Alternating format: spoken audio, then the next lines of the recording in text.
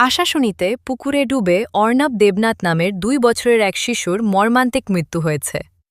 এই হৃদয়বিদারক ঘটনায় গভীর শোক ও দুঃখ প্রকাশ করে বিবৃতি দিয়েছেন সাতক্ষীরা-৩ আসনের জামাত মনোনীত দাঁড়িপাল্লা প্রতীকের এমপি প্রার্থী মুহাদ্দিস রবিউল বাশার। বুধবার ২৪ ডিসেম্বর বেলা ১১টার দিকে উপজেলার বুধহাটা গ্রামে এই দুর্ঘটনা ঘটে। নিহত শিশু অর্ণব ওই গ্রামের বিশিষ্ট কাপড় ব্যবসায়ী কৃষ্ণ দেবনাথের একমাত্র পুত্র।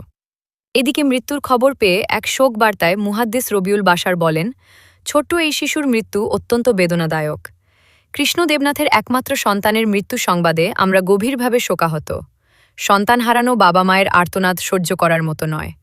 আমরা শোক সন্তপ্ত পরিবারের প্রতি গভীর সমবেদনা জানাচ্ছি এবং সৃষ্টিকর্তার কাছে প্রার্থনা করছি যেন তারা এই অপরিসীম শোক কাটিয়ে উঠতে পারেন। পারিবারিক সূত্রে জানা গেছে, বুধবার সকালে শিশু অর্ণব বাড়ির উঠানে খেলছিল।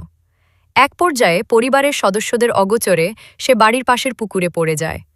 শিশুটিকে দেখতে না পেয়ে খোঁজাখুঁজি শুরু করেন স্বজনরা। পরে পুকুরে তার মরদেহ ভাসতে দেখে দ্রুত উদ্ধার করে স্থানীয় চিকিৎসকের কাছে নেওয়া হলে তিনি শিশুটিকে মৃত ঘোষণা করেন। একমাত্র সন্তানকে হারিয়ে পরিবারে এখন শোকের মাতম চলছে।